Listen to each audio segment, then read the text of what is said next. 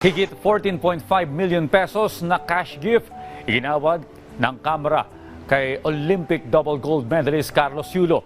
Ang iba pang Filipino Olympian nakatanggap din ng parangal at incentive sa kanilang pagbisita sa batasang pambansa. Si Mela Lesmoras sa detalye.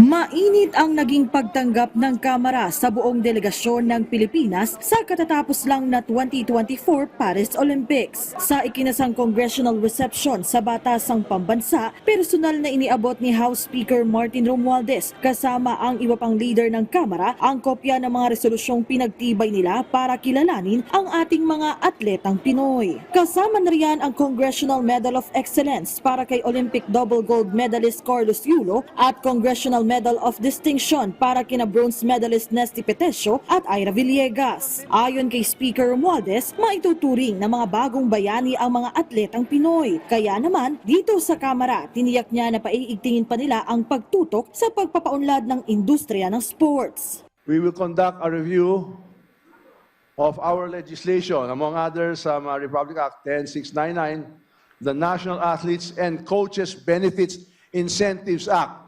Kailangan amendahan natin para may bibigay ng suporta at tulong po sa lahat ng mga atleta natin.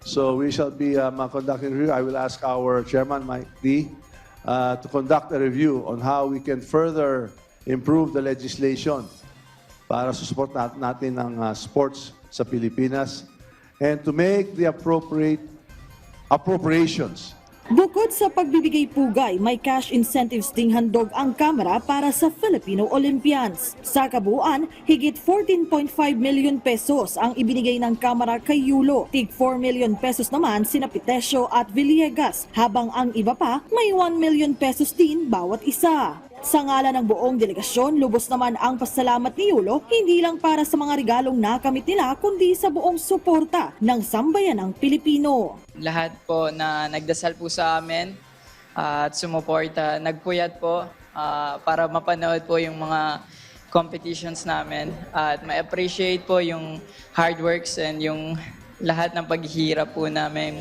na ma-perform po ng maayos yung mga performance po namin. Maraming salamat po sa lahat po.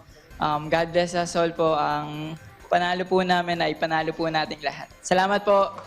Sina Petesio at Villegas, masayang-masaya rin. Nangako pa sila na walang susuko. Sabi nga ni Petesio, walang hinto hanggang walang ginto. Gusto ko lang po magpasalamat kasi mas napapansin na po yung sports ngayon sa Pilipinas. Baka madami pa pong mga atletang mas magpursige po. What's next for you, Nes?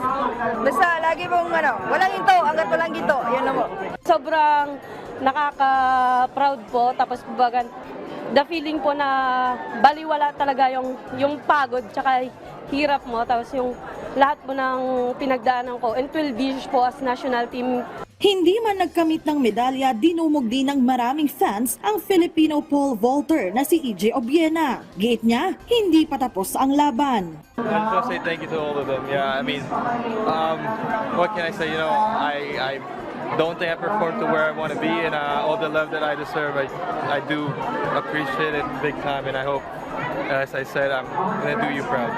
Para ibayo pang mapagbuti ang larangan ng sports sa bansa, pagtitiyak ng mga kongresista, patuloy nilang tututukan ang mga issue sa sektor na ito. Mela Lesmoras para sa Pambansang TV sa Bagong Pilipinas.